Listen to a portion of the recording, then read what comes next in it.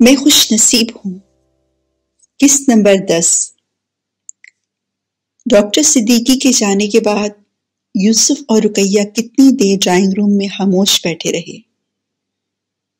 پھر یوسف صاحب بولے، رقیہ، خدا نے ہماری شمسا کی قسمت بھی کیسی بنائی ہے۔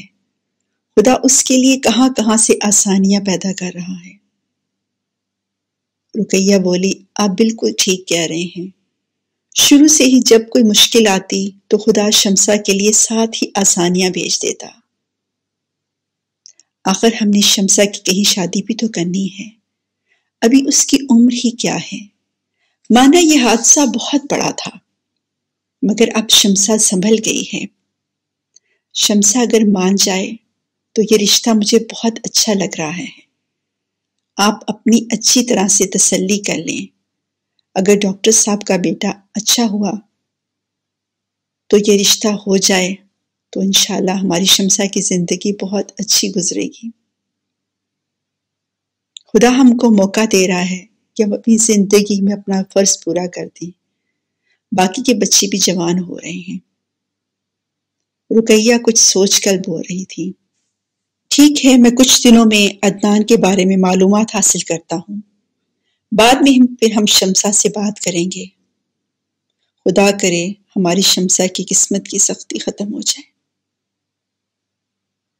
ہم جانتے ہیں ہماری بیٹی کیسی ہے، اس کی تقدیر اس کو آزما رہی ہے۔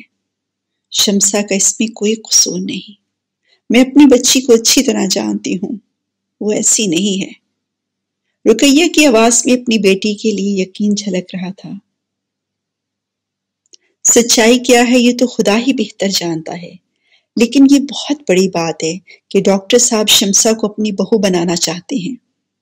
یہ صرف خدا کا کرم ہے، کیونکہ خدا جانتا ہے شمسا ہماری بے قصور ہے۔ ہماری تو آج تک یہ بات سمجھ میں نہیں آ سکی کہ شمسا کے ساتھ ایسا کیوں ہوا۔ رقیہ کے پرانے زخم آنکھوں میں خون بن کر آ گئے۔ خاموش ہو جاؤ رقیہ، ہم سب نے عہد کیا تھا کہ شمسا کے ماضی کے بارے میں نہ خود کوئی بات کریں گے اور نہ ہی اس کو یاد دلائیں گے۔ بڑی مشکل سے شمسا اس حالت سے نکلی ہے، اب وہ پھر نئے سرے سے اپنی زندگی اور پڑھائی شروع کر رہی ہے، اور شاید خدا اس کے لیے کوئی سبب بنا رہا ہے۔ یوسف کی آواز میں بہت امیدیں تھیں۔ ابھی 1-2 ماہ ہے نا، پھر دیکھتے ہیں وقت کیا راستہ نکالتا ہے۔ شمسا اپنے ایگزام کے لیے پوری تیاری کر رہی تھی۔ سارا گھر اس کی حوصلہ افزائی کر رہا تھا۔ شمسا کے ایگزام بہت اچھے ہو رہے تھے۔ پتہ نہیں کیوں کبھی کبھی شمسا کو وہم ہونے لگتا کہ شاید وہ پھر آگے ایگزام نہیں دے پائے گی، مگر اس کا وہم صرف وہم ہی رہا، اور جس دن وہ آخری ایگزام دے کر آئی اس کے چہرے پر بے حد سکون اور خوشی تھی۔ اس کو لگتا تھا واقعی یہ ایک خواب تھا۔ اس کے ایگزام بہت اچھے ہوئے تھے۔ اس دن شمسا کے چہرے پر جو خوشی، چمک اور رونق تھی وہ بہت مدت پر گھر والوں کو دیکھنے کو ملی تھی، اور اس کی اس خوشی میں سارا گھر نہال ہو رہا تھا۔ یوسف صاحب نے اسی ہفتے ڈاکٹر صاحب کے بیٹے عدنان کے بارے میں معلومات حاصل کرنا شروع کر دی۔ عدنان صدیقی واقعی بہت قابل انجینئر اور بہت اچھا لڑکا تھا۔ یوسف صاحب کے دوست کا ایک بیٹا کیپٹن فیاض آرمی میں آفیسر تھا۔ عدنان کے بارے میں کیپٹن فیاض سے سب کچھ پتہ چل گیا۔ عدنان واقعی بہت سلجھا ہوا لڑکا تھا اور آرمی میں بہت بڑی پوسٹ پر تھا۔ وہ بہت لائق کیپٹن تھا اور اب وہ میجر کی رینک میں تھا۔ یہ رشتہ بہت بڑی نعمت سے کم نہ تھا۔ اچھی طرح اپنی تسلی کرنے کے بعد یوسف اور رقیہ کا خیال تھا کہ پہلے وہ عدنان سے خود بات کریں۔ اس سے مل کر اس کو شمسا کے بارے میں سب کچھ وہ خود بتانا چاہتے تھے، تاکہ بعد میں کوئی پریشانی نہ ہو۔ اگر عدنان مطمئن ہو جائے گا تو پھر ہم شمسا سے بات کریں گے۔ جب شمسا کا رزلٹ آیا تو اس نے CSS کے ایگزام میں نامی پوزیشن لی تھی۔ اس دن شمسا کے گھر میں عید کا سما تھا۔ ایک بار پھر شمسا نے اپنی ہمت سے اپنا آپ منوا لیا تھا۔ یہ بہت بڑی کامیابی تھی۔ آپ تو ڈاکٹر سے بڑی آفیسر بن گئی ہیں، اب آپ کو گورنمنٹ جاب ملے گی، گھر، کار، نوکر سب کچھ ملے گا۔ واہ بھائی واہ آپی، آپی آپ تو سب سے آگے نکل گئی، آپی یو آر گریٹ۔ ابراہیم بار بار شمسا کو دیکھ کر کہہ رہا تھا۔ آج گھر والوں کے چہروں پر جو مسکراہٹ تھی وہ انمول تھی۔ ہاں بھائی شمسا بیٹے، ویل ڈن، بہت مبارک ہو، مجھے تم سے یہی امید تھی۔ اب کیا ارادے ہیں؟ ڈاکٹر صاحب نے شمسا کو فون پر مبارک دی اور پھر دوسرے دن ہی مٹھائی لے کر ان کے گھر پہنچ گئے۔ یوسف اور رقیہ نے بہت خوش دلی سے ان کا استقبال کیا۔ بھائی اب تو ہماری بیٹی بہت بڑی آفیسر بن گئی ہے۔ ڈاکٹر صاحب بے حد خوش تھے۔ یہ صرف خدا کا کرم اور ہماری شمسا کی محنت اور ہمت کا انعام ہے۔ یوسف صاحب خدا کے بہت شکر گزار تھے۔ بالکل یہ خدا کا احسان ہے، خدا نے ہماری بیٹی کی زندگی روشن کر دی۔ رقیہ کی آواز میں خوشی تھی اور وہ بہت خوش تھی۔ اور اب شمسا کچھ دنوں بعد تمہاری ٹریننگ شروع ہو جائے گی اور تمہاری کامیاب زندگی کی شروعات ہوگی، ڈاکٹر صاحب نے خوشی سے چمکتے ہوئے شمسا کے چہرے کو دیکھ کر کہا۔ شمسا کے چہرے پر آج خوشی اور سکون دونوں تھے۔ وہ بہت سلجھے ہوئے انداز میں سر پر دوپٹہ اوڑھے ان کے سامنے بیٹھی ہوئی تھی اور آج بھی ان کو ہمیشہ کی طرح بہت پیاری لگ رہی تھی۔ آج شمسا کے چہرے پر کوئی بے چینی، کوئی پریشانی نہیں تھی۔ جی ڈاکٹر صاحب، جب لیٹر آئے گا تو پتہ چل جائے گا کہ کون سی پوسٹ کے لیے ٹریننگ ہوگی، شمسا نے بہت ٹھہرے ہوئے انداز میں کہا۔ جاتے ہوئے ڈاکٹر صاحب نے ایک بار پھر اپنی خواہش کا اظہار کیا اور ان سے پوچھا کہ عدنان کے بارے میں یوسف اور رقیہ کا کیا خیال ہے اور کیا اب تک انہوں نے شمسا سے بات کی ہے کہ نہیں۔ آپ فکر نہیں کریں، آپ ہمیں کچھ دن کا وقت دیجیے، ہم انشاءاللہ شمسا سے بات کر کے آپ کو اطلاع دیں گے، یوسف صاحب نے مسکراتے ہوئے ڈاکٹر صاحب کو تسلی دی۔ رقیہ ایک بار پھر اسی موڑ پر آ گئی تھی۔ اب پھر اس کو اپنی بچی کی رضامندی چاہیے تھی، مگر اب کی بار رقیہ اپنی بیٹی کو کسی نئی آزمائش میں نہیں ڈالنا چاہتی تھی۔ شمسا بہت مشکل سے زندگی کے اس کٹھن دور سے گزری تھی، مگر زندگی تو بہرحال چلتی رہتی ہے، مشکل ہو یا آسانی، وقت رکتا نہیں اور وقت کے ساتھ چلنے کے لیے فیصلے کرنے پڑتے ہیں۔ رقیہ نے جب شمسا سے کہا کہ ڈاکٹر صاحب اپنے بیٹے کا رشتہ اس کے لیے لے کر آئے ہیں اور ان کا بیٹا آرمی میں میجر ہے، تو شمسا کچھ دیر خاموش رہی۔ وہ سمجھ گئی کہ یہ رشتہ اس کے ماں باپ کو پسند ہے اور یقیناً انہوں نے اپنی تسلی کر لی ہوگی۔ ماں کی بات سن کر کافی دیر شمسا خاموش رہی اور پھر اس نے جواب دیا، وہ شادی نہیں کرنا چاہتی، وہ ہرگز شادی نہیں کرے گی اور کبھی نہیں کرے گی۔ اور اب کی بار ان کو شمسا کی یہ بات ماننی ہوگی۔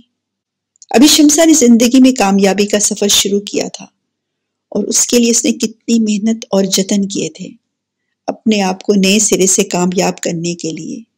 اس نے ناکامی کے جال کو توڑنے کے لیے جی جان سے محنت کی تھی۔ جب ڈاکٹر صدیقی کو شمسا کے انکار کا پتہ چلا تو انہوں نے یوسف اور رقیہ سے درخواست کی کہ شمسا سے اکیلے ملنا چاہتے ہیں، مگر گھر میں نہیں، باہر کسی کیفے میں، اگر وہ اجازت دیں تو۔ یوسف اور رقیہ شمسا کے ہمراہ اپنے بچوں کو لے کر لاہور کے بہت بڑے مال میں چلے گئے۔ وہاں ایک کیفے میں ڈاکٹر صدیقی ان کے منتظر تھے۔ یوسف اور رقیہ انیلا، سجیلا اور ابراہیم کو لے کر سامنے والے KFC میں چلے گئے اور شمسا ڈاکٹر صدیقی کے ٹیبل پر ان کے سامنے رکھی ہوئی کرسی پر بیٹھ گئی۔ شمسا بہت مطمئن اور پرسکون تھی۔ شمسا کو اس کامیابی نے بہت حوصلہ اور ہمت دے دی تھی۔ ویسے بھی ڈاکٹر صاحب اس کے ساتھ بہت شفیق اور دوستانہ رویہ رکھتے تھے۔ کیفے میں اس وقت بہت کم لوگ تھے۔ تقریباً 1 گھنٹے بعد جب یوسف اور رقیہ کیفے میں پہنچے تو انہوں نے دیکھا شمسا بہت آرام سے ڈاکٹر صاحب سے باتیں کر رہی ہے اور ساتھ کافی پی رہی ہے۔ اب سسٹر ماریا بھی وہیں موجود تھی اور بہت مطمئن اور پرسکون نظر آ رہی تھی۔ ماں باپ کو دیکھ کر شمسا مسکرائی، اس کی مسکراہٹ بہت مکمل تھی۔ شادی کے لیے شمسا کی صرف ایک شرط تھی کہ اس کو عدنان سے خود بات کرنی ہے۔ اب شمسا پہلے والی ڈری سہمی شمسا نہیں تھی، وہ کسٹم کی بہت بڑی آفیسر تھی۔ کامیابی انسان کے اندر کتنا کانفیڈنس پیدا کر دیتی ہے، انسان کتنا بہادر ہو جاتا ہے تعلیم اس کو کتنی ہمت اور طاقت عطا کرتی ہے، شمسا کو دیکھ کر یہ سمجھا جا سکتا تھا۔ عدنان سے مل کر شمسا کو بہت اچھا لگا۔ عدنان بہت اچھا لڑکا تھا۔ ایک عجیب بات، اس کو رحیل بالکل یاد نہیں آیا۔ اس کا اور رحیل کا کوئی موازنہ ہی نہیں تھا۔ عدنان بے شک رحیل کی طرح بے حد خوبصورت اور گورا چٹا نہیں تھا، مگر اس کی شخصیت میں ایک انوکھا شارم اور ٹھہراؤ تھا۔ عدنان کا صاف چمکدار گندمی رنگ، ذہانت سے چمکتی ہوئی بھرپور روشن آنکھیں، 6 فٹ سے نکلتا ہوا قد، آرمی آفیسر تھا۔ اس کا جسم بہت سمارٹ تھا، کتابیں پڑھنے کا بے حد شوقین، کافی حد تک کم گو، مگر جب بولتا تو اس کی بات بہت وزنی ہوتی اور بہت طریقے سے اپنی بات دوسروں پر واضح کرتا۔ شمسا اپنے بارے مجھ سے ہر بات کرنا چاہتی تھی، مگر عدنان نے صرف کہہ دیا، مجھے آپ کے بارے میں سب کچھ پتا ہے، آپ مجھ سے پسند ہیں، آپ کو مجھ سے میرے بارے میں کچھ پوچھنا ہے تو ضرور پوچھئے۔ عدنان نے شمسا کے خاموش ہونے پر اپنے بارے میں خود ہی مختصر بتا دیا۔ عدنان مزاجن بہت سادہ اور زندگی کو بہت آسان طریقے سے گزارنے کا قائل تھا۔ آرمی نے ڈسپلن اس کی زندگی میں شامل کر دیا تھا اور بہت آرام سے اور خوشحال زندگی گزارنے کا قائل تھا۔ شمسا کی جاب شروع ہوئے 4 ماہ ہوئے تھے تو عدنان کے ساتھ شمسا کی شادی ہو گئی۔ ڈاکٹر صاحب کو شمسا کی صورت میں بہو نہیں ایک بیٹی مل گئی۔ عدنان کے ساتھ شمسا کی ازدواجی زندگی بے حد خوشگوار اور پرسکون گزر رہی تھی۔ میرا خیال ہے شمسا اب کچھ ماہ کے لیے چھٹی لے لیں، عدنان نے شمسا کی حالت دیکھ کر کہا۔ ٹھیک ہے، میں اس ہفتے چھٹی کی درخواست دوں گی، شمسا نے مسکراتے ہوئے چہرے سے کہا، اور پھر وہ دونوں اس گلابی اور نیلے رنگ کے سجے ہوئے کمرے میں چلے گئے جہاں انہوں نے 2 بیبی کارٹ مارکیٹ سے لا کر ڈالے تھے۔ جب شمسا کی گائنی ڈاکٹر نے اس کو بتایا کہ اس کے گھر جڑواں بچے آ رہے ہیں تو شمسا اور عدنان کی خوشی کی کوئی انتہا نہ رہی، مگر ڈاکٹر صاحب کو دادا اور یوسف اور رقیہ کو نانا نانی بننے کی خوشی کچھ زیادہ لگ رہی تھی۔ شمسا نے اپنا ماضی بالکل بھلا دیا تھا۔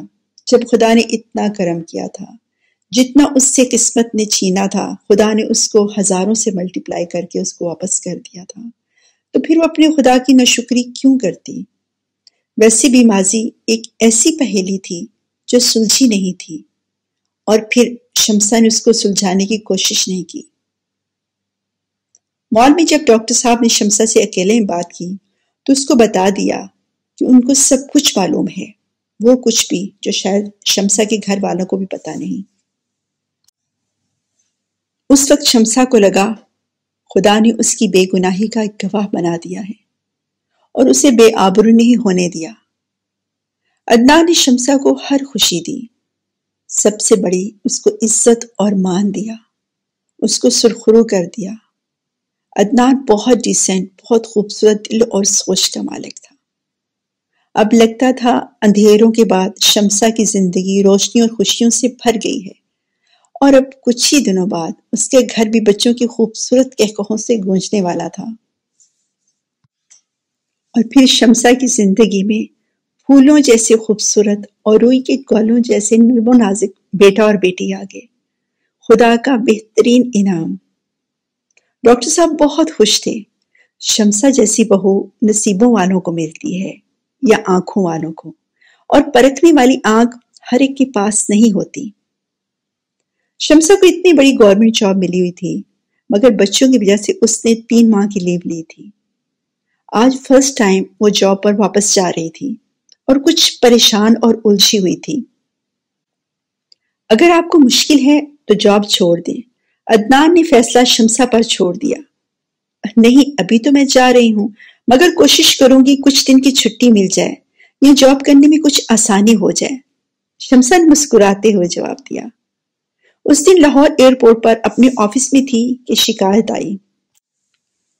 ایک جوڑا کسٹمر پکڑا گیا ہے، ان کے پاس غیر ملکی شراب کا پورا ایک کارٹن ہے۔ اس طرح کے معاملات کسٹم آفیسر دیکھتا تھا۔ شمسا اپنی سیٹ پر بیٹھی ہوئی تھی، اس کا اپنا الگ آفس تھا۔ جوڑے کو لایا جا رہا تھا۔ شمسا ان کی فائل دیکھ رہی تھی جو اسی وقت کمپیوٹر پر آ رہی تھی۔ لڑکی برٹش تھی، کافی خوبصورت اور دیکھی ہوئی لگ رہی تھی۔ جیسے کوئی اندر آئے تو شمسا چونکی، یہ شکل، اور پھر فوراً اس کے بعد اس کا ساتھی مرد اندر داخل ہوا۔ بڑی ہوئی شیو، بکھرے ہوئے بال، شرٹ آدھی پینٹ کے اندر اور آدھی باہر، ہاتھ میں اد جلا سگریٹ۔ یہ شکل کچھ جانی پہچانی لگ رہی تھی۔ نہیں، یہ رحیل نہیں ہو سکتا۔ کمپیوٹر پر اس کا نام دیکھ کر شمسا نے پھر اس لڑکی کی طرف دیکھا۔ وہ روزی ہی تھی، مگر اس وقت وہ نشے میں دھت تھی۔ اس کی حالت بھی اپنے ساتھی کی طرح غیر ہو رہی تھی۔ وہ ڈگمگاتے ہوئے قدموں کے ساتھ کچھ بڑبڑا رہی تھی۔ شمسا کو دیکھ کر رحیل وہیں بت بن کے رہ گیا اور بہت حیرت اور بے یقینی سے شمسا کو دیکھ رہا تھا، جو آفیسر کی سیٹ پر لائٹ گرے پرنٹڈ ساڑی پہنے کمپیوٹر کی طرف متوجہ تھی۔ بہت خوبصورت ڈھیلے سے جوڑے میں ڈائمنڈ سے چمکتے ہوئے ٹاپس اور لائٹ پنک لپسٹک کے ساتھ وہ بے حد پروقار اور پر اعتماد نظر آ رہی تھی۔ نہیں، یہ شمسا نہیں ہو سکتی۔ رحیل یقین نہیں کر پا رہا تھا۔ میڈم، اس جوڑے کے پاس شراب کا ایک پورا کرٹن ملا ہے۔ یہ اتنی زیادہ شراب اپنے ساتھ نہیں لا سکتی۔ جو آفیسر ان کو لے کر آیا تھا اس نے کاغذات شمسا کے ٹیبل پر رکھ دیے۔ یہ کیا بکواس ہے؟ روزی انگلش میں زور زور سے بولنا شروع ہو گئی۔ یہ کس طرح کا ملک ہے؟ یہاں انسان آرام سے پی بھی نہیں سکتا۔ انتہائی گھٹیا تم ہو اور تمہارا ملک بھی تمہارے جیسا ہے۔ اور پھر روزی رحیل کو پتہ نہیں کیا کیا انگلش میں گالیاں دینا شروع ہو گئی۔ شمسا روزی کی طرف دیکھ رہی تھی۔ وہ اب بھی گوری تھی، مگر شراب نے اس کا حلیہ بگاڑ رکھا تھا۔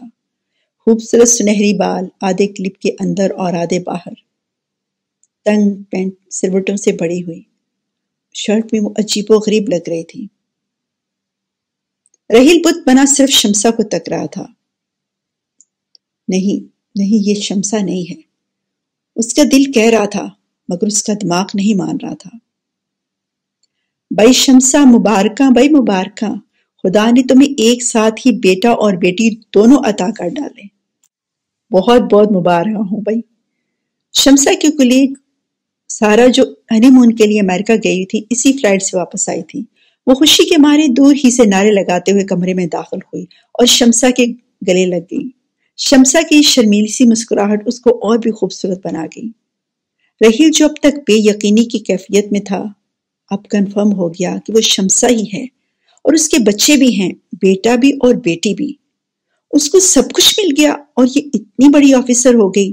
یقیناً شادی بھی اس نے کسی بڑے آفیسر سے کی ہوگی۔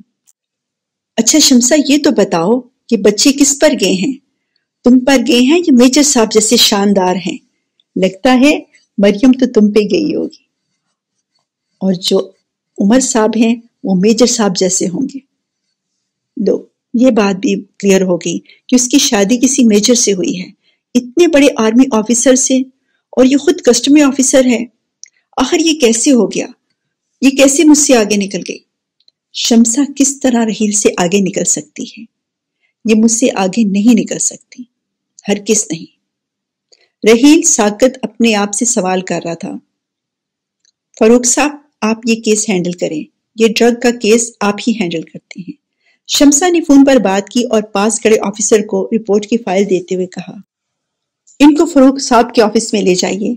شمسا کا لہجہ بالکل نارمل تھا، اور پھر وہ سارا کی طرف متوجہ ہو گئی۔ سارا اپنی ہنی مون کی تصویریں اس کو دکھا رہی تھی۔ آفیسر نے فائل پکڑ کر رحیل اور اس کی ساتھی کو کمرے سے باہر نکلنے کا اشارہ کیا۔ روزی تو کمرے سے نکل گئی، مگر رحیل ابھی تک بت بنا وہیں کھڑا تھا۔ آفیسر پھر واپس آیا اور رحیل کا بازو پکڑ کر اس کو کمرے سے لے گیا۔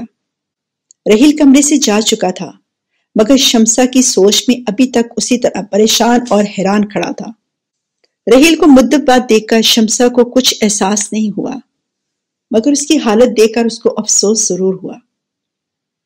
جس رحیل کو شمسا جانتی تھی وہ بہت کامیاب، بہت نفیس، اپ ٹو ڈیٹ، جس کے کپڑے ہمیشہ سٹائلش اور خوشبوؤں سے مہکتے رہتے تھے۔ اگر شمسا اس کا نام نہ دیکھتی تو پہلی نظر میں یقین بھی نہ کرتی کہ یہ رحیل ہے۔ سوچتی شاید اس سے ملتا جلتا کوئی اور ہوگا۔ خیر مجھے کیا، رحیل کی میری زندگی میں کوئی اہمیت نہیں اور نہ ہی جگہ ہے۔ خدا نے مجھے ایک بہترین ہمسفر عطا کیا ہے اور بہت کامیاب زندگی دی ہے۔ ہزاروں بار خدا کا شکر ادا کرتے ہوئے وہ ایک بار پھر اپنے خدا کا شکر ادا کرنے لگی۔ اسی ویکینڈ پر جب شمسہ عدنان کے ساتھ میکے گئی تو یوسف اور رقیہ نے پہلی بار بچوں کو ننیال میں بلایا تھا۔ ڈاکٹر صاحب اپنے پوتے اور پوتی کے ہمراہ تھے۔ بہت پرتکلف کھانا تھا، سب بہت خوش تھے۔ انیلا اور سجیلا کے ساتھ ساتھ اب ابراہیم بھی علامہ اقبال میڈیکل کالج میں پڑھ رہا تھا۔ یوسف اور رقیہ خدا کے حضور ہمیشہ سجدہ ریز رہتے۔ یہ خدا کے احسانات تھے کہ خدا نے ان کا گھر خوشیوں سے بھر دیا تھا۔ ننھے منھے بچوں کے چاروں طرف سب گھر والے کھڑے تھے۔ بچوں کی ذرا سی مسکراہٹ پورے گھر کو خوش کر دیتی تھی۔ لڑکے کا نام ڈاکٹر صاحب نے عمر صدیقی رکھا تھا اور یوسف اور رقیہ نے اپنی پسند سے بیٹی کا نام مریم صدیقی رکھا تھا، جو سب کو بہت پسند آیا تھا۔